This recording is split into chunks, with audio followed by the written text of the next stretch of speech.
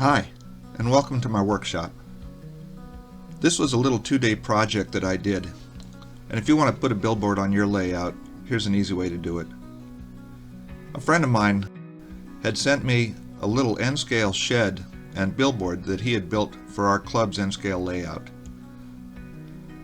Well, I looked at the billboard and I started wondering what a billboard would look like on my layout, which is HO. But I put it in place near the back, and I thought that looks pretty good. Maybe someday I'll go ahead and build a billboard for my layout and I'll put it in place. And of course this billboard ended up on our club layout. So about 6 months later, going through my scrap pile, I came across this package of billboards that I had bought a few years ago. Now was my chance. But looking at the billboards in the package, none of them really were relevant to my layout, which is set in rural western Maryland. There is no cocktail lounges or casinos, and looking at western Maryland billboards online, you don't see any hotels on the bay. But that didn't stop me. I figured I'd go ahead and use the frames that came with the billboards and make my own. So first I measured what size I was going to be working with. And then I started building the frames themselves. They go together real easily.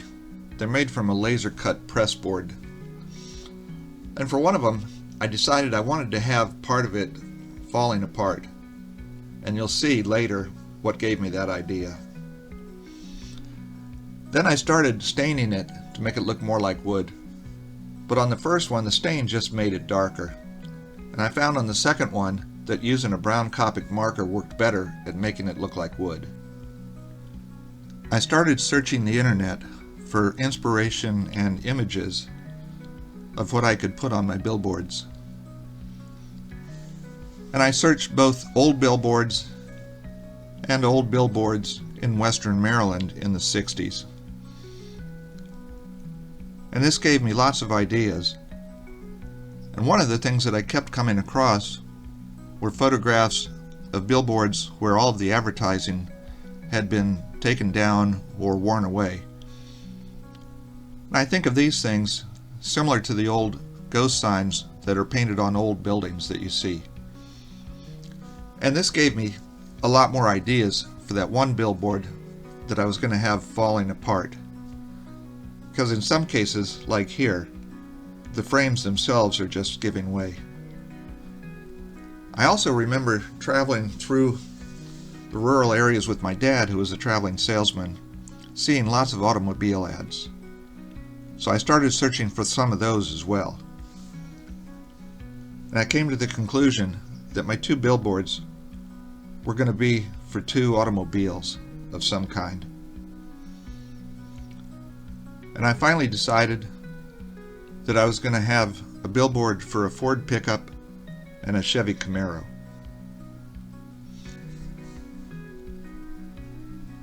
I also decided to download one of the images of a billboard where all the advertising had fallen off of it.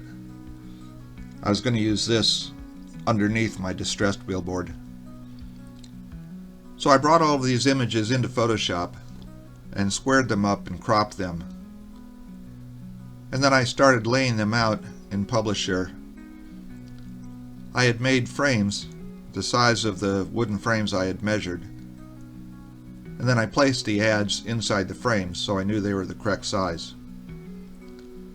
And I had placed the Camaro ad over the distressed image and applied some opacity so it would look a little distressed coming through.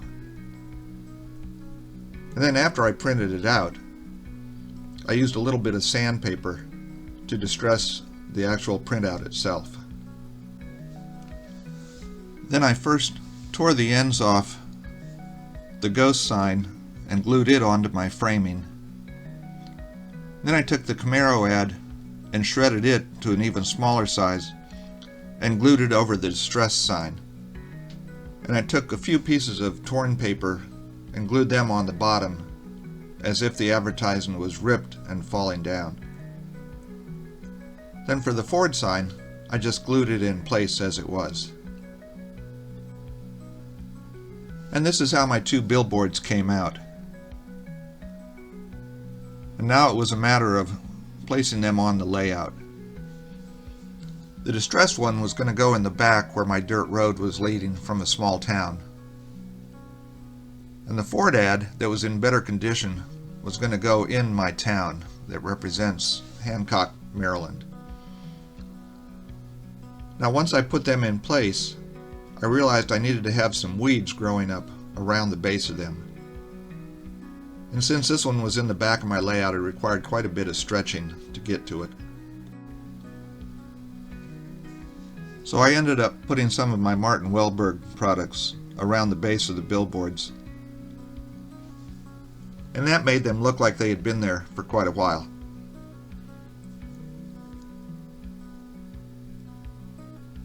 And once I finished with the scenery, I was done with this little project.